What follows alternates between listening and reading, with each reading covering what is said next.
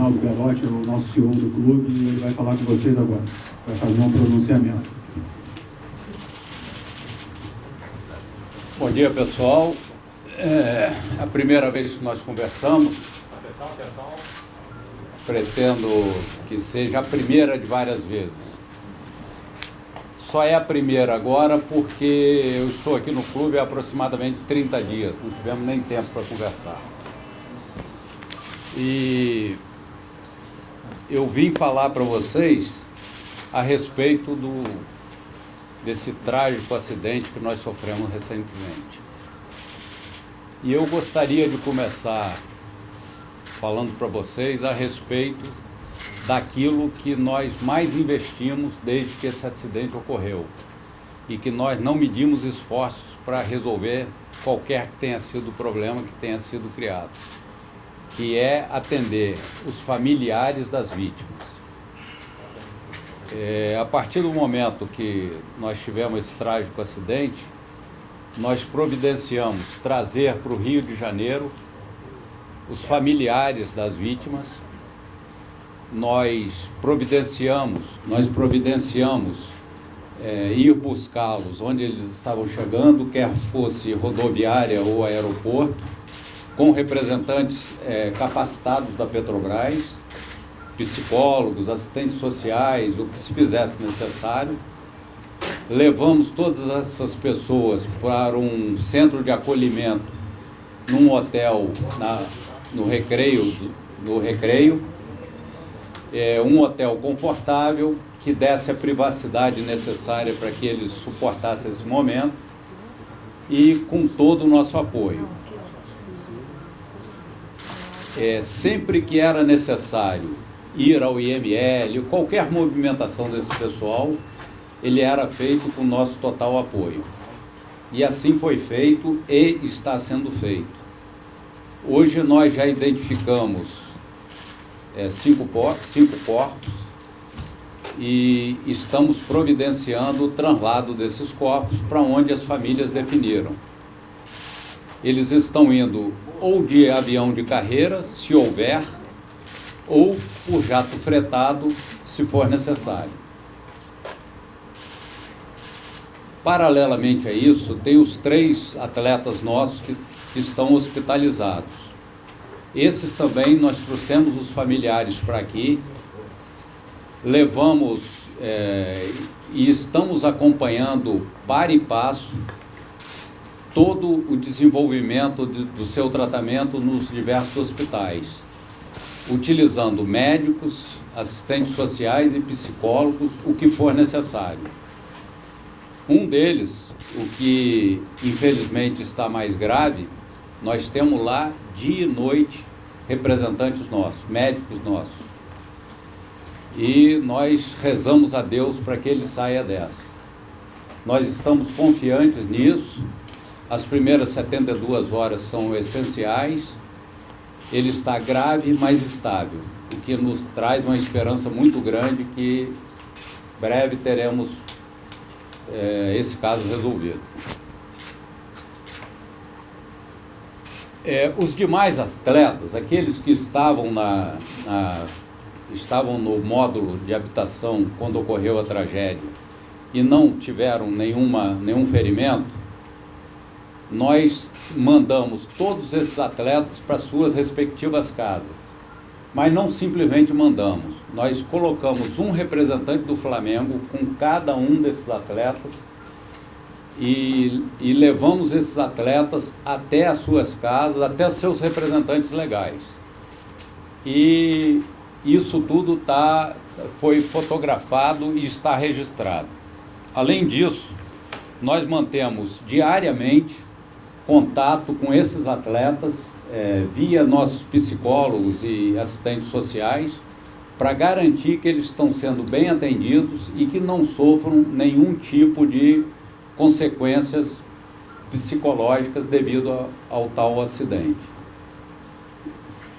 Bem, dito isso, eu queria deixar claro também para todos que nós estamos em contato com as mais diversas autoridades, quer sejam governamentais, quer sejam jurídicas, legais, policiais, e estamos facilitando todo o trabalho deles. Nós queremos que esse episódio seja claramente definido o que aconteceu. Eu queria entrar em um outro tópico aqui, mas eu queria passar rapidamente ele, porque eu acho que ele está trazendo muita confusão de uma maneira geral. É o CT, suas licenças, seus alvarás, suas multas. Na realidade, isso não tem nada a ver com o acidente que ocorreu. Nós temos algumas providências a serem tomadas para tornar o CT plenamente legalizada. Estamos trabalhando arduamente nisso, com o Corpo de Bombeiros. Para vocês terem uma ideia, nós precisávamos de 9 certificados para conseguir o alvará. 8 deles nós já temos. Estamos terminando com o Corpo de Bombeiros para em seguida ter o alvará.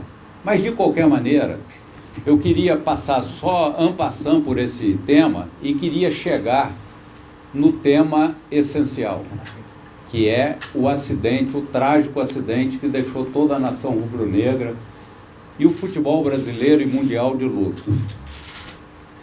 Na realidade, nós estamos falando de alojamentos modulares que foram implantados lá no CT no ano de 2011.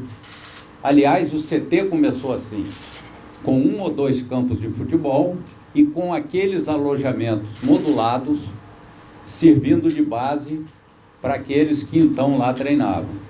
Eu só queria lembrar aos senhores e senhoras que por esse alojamento passou vários times titulares do Flamengo, jogadores consagrados, como por exemplo Ronaldinho Gaúcho, Wagner Love e outros. Se eu for citar aqui, eu vou me perder em alguns, e outros. Ele foi utilizado também pela Seleção Olímpica de Futebol do Brasil. Então, o que eu queria deixar claro é que nós não estamos falando de um puxadinho, nós estamos falando de um alojamento. Além disso, nós fomos fiscalizados. Esse alojamento foi fiscalizado e aprovado pelo Conselho Municipal dos Direitos da Criança e do Adolescente, que nos emitiu o certificado de regularidade, e pela FERJ-CBF, que emitiram o certificado de clube formador para o Flamengo, segundo a Lei Pelé. E eu queria aqui, só para os senhores terem uma ideia do que isso significa, ler um pequeno trecho. Essa fiscalização a gente tinha que atender o seguinte: manter alojamento e instalações desportivas adequados, sobretudo em matéria de alimentação, higiene, quero ressaltar, segurança e salubridade. Ou seja, a partir do momento que nós tivemos esse certificado que eu acabei de falar para os senhores, é porque todos esses pré-requisitos foram atendidos. E nós não estamos falando de uma instituição, nós não estamos falando de 2, nós estamos falando de 3. Sem contar que esse módulo de alojamento que nós estamos falando, ele era conhecido por todos. É provável que todos que estejam aqui nessa sala já tenham visitado o CT. Aquilo não era um puxadinho que a gente escondia, muito pelo contrário, era um alojamento confortável, adequado a que se propunha e que nós mostrávamos para todos com orgulho. Para vocês terem uma ideia, nós tínhamos nesses alojamentos capacidade para 36 atletas. Uma outra coisa que eu queria deixar claro é o seguinte: o atleta até 14 anos, ele é proibido por legislação de morar no clube. Então nós não tínhamos ninguém com menos de 14 anos. De 14 a 17 anos eram os atletas que nós tínhamos lá. A partir de 18 anos, os atletas podem morar no clube, mas o Flamengo, por uma questão de princípios e por entender que misturar idades não é salutar para o desenvolvimento do atleta, a partir do momento que o atleta faz 18 anos, o Flamengo passa a pagar um salário melhor para esse atleta, de tal maneira que ele possa ir morar em um outro lugar que não o clube, trazendo inclusive seus familiares para morar com ele, criando uma situação de segurança familiar mais adequada. Mas, independente disso, todo o acompanhamento psicológico, nutricional, todo o acompanhamento que um time de futebol do porte e da qualidade do Flamengo dá para os seus atletas, continua sendo dado também para esses que saíram. Então, pessoal, nós sentimos muito o que aconteceu. E o que aconteceu? Esses atletas, eles chegaram na segunda-feira para o alojamento. Eles estavam de férias. O Flamengo, a estrutura organizacional do Flamengo, preventivamente fez uma manutenção em todos os sistemas de ar-condicionado, todos, daquele modo. Nós temos isso registrado e pode ser distribuído para quem quiser. Quem quiser verificar isso, nós temos como demonstrar. Na quinta-feira, vocês se lembram bem, se abateu sobre o Rio de Janeiro praticamente um furacão. Se fosse em países do norte, se chamaria furacão. Nós tivemos ventos entre 110 e 120 km por hora. Apesar das instalações do CT terem sido muito pouco atingidas, a região da Vargem Grande foi muito atingida. Nós tivemos quedas de postes, atingiram-se a alimentação de energia elétrica para o CT. E o que nós sabemos é que entre a noite de quinta-feira e o meio-dia de sexta-feira aconteceram vários picos de energia. Inclusive, quando nós estávamos reunidos lá na sexta-feira de manhã, tentando tomar pé da situação, nós fomos vítimas disso. Toda hora a energia ia e vinha. Bem, então o que aconteceu? O que nós sabemos até agora foi o que a perícia do Corpo de Bombeiro nos falou para alguns dos empregados do Flamengo, que o problema começou no ar-condicionado. E ninguém pode garantir por que começou no ar-condicionado. Se vocês lembrarem, há poucos minutos eu disse que esses aparelhos tinham sido mantidos 2 ou 1 dia antes. Então nós acreditamos, eles estavam em perfeita ordem, eles funcionavam. Então pode ser, a suposição existente agora é que esses picos de energia tenham influenciado no funcionamento regular do ar-condicionado e ocasionado o princípio de incêndio. E esse incêndio começou e, infelizmente, quando tem um incêndio desse porte, com emissão de fumaças tóxicas, as pessoas começam a desfalecer e a partir daí você não tem mais o controle. A verdade é que aconteceu um acidente trágico, não foi por falta de investimentos do Flamengo, não foi por falta de cuidados do Flamengo. Afinal de contas, esse é o nosso maior ativo. Aquela turma que estava dormindo lá é o nosso futuro.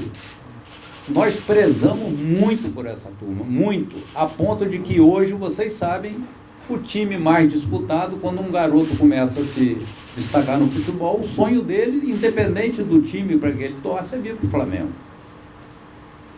Então é isso. Nós tivemos todo o cuidado, nós não poupamos esforços em dar o melhor para o nosso pessoal, mas infelizmente foi uma sucessão de eventos após um dia catastrófico para o Rio de Janeiro que nos trouxe essa catástrofe ainda pior. Então, no momento, o que nós podemos falar para vocês é isso. Nós continuamos, eu sou o coordenador de um grupo de gerenciamento desse episódio. Nós estamos diuturnamente trabalhando em cima da apuração de tudo o que ocorreu. Estamos levantando toda a documentação. Nós temos pessoas de altíssima qualidade trabalhando nisso. E o que eu posso dizer para vocês é isso. A nossa prioridade continua sendo atender os familiares das vítimas, os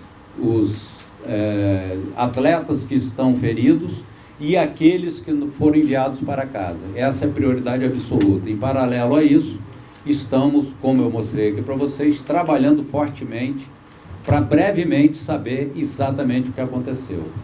A verdade é que todos nós empregados do Flamengo, todos os vice-presidentes, presidentes, toda a comunidade rubro-negra, a grande família rubro-negra do Brasil e do mundo, o futebol brasileiro e o futebol mundial estão de luto e nós sentimos muitíssimo por ter ocorrido conosco. Muito obrigado e podem ter certeza que estamos trabalhando duro para equacionar tudo isso, clarear tudo isso, e tão logo tenhamos maiores dados, nós forneceremos esses dados para vocês. Muito obrigado.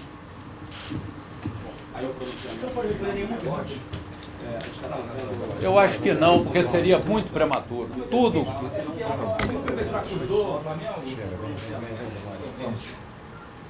Desculpe, mas não.